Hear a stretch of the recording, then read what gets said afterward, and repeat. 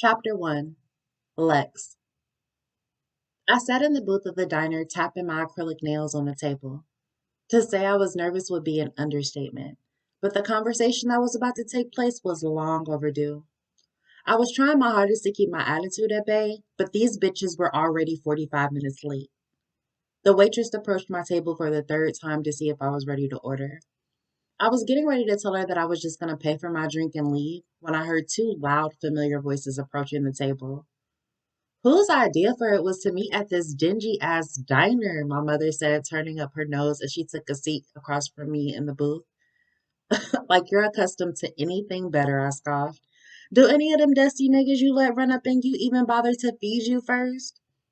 My mother whipped her 72 inches of blonde weave over her shoulder and gave me a look that would probably kill me if she could will it to. See, Mama, this is why I don't talk to this disrespectful ass little hoe, she said to my grandma who took a seat next to me. Both of y'all bitches shut the fuck up, my grandmother said, adjusting her waist trainer to get comfortable. See, Grandma had Mama when she was 12, and Mama had me when she was 13.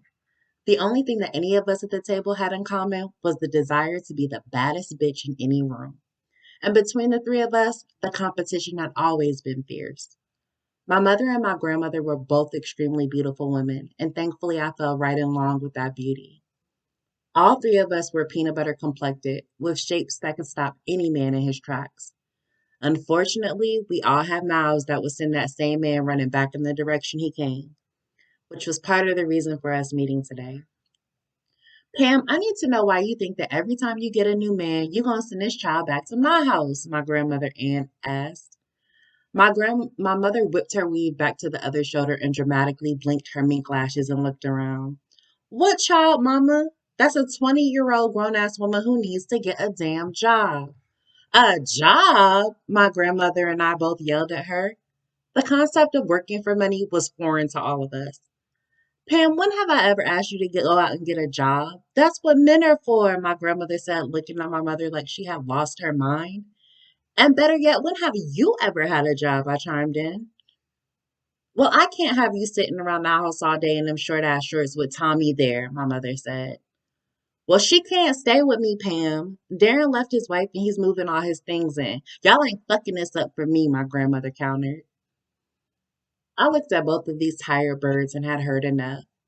Fuck both of y'all raggedy ass bitches, I said and slid out of my side of the booth. Excuse me, my grandmother said, standing as well. Talk to that bitch over there any way you want to, but you gonna respect me, Alexis, she said, pushing my chest. I'm done talking to both of you sad hoes, I said, making sure to bump her shoulder as I walked past her.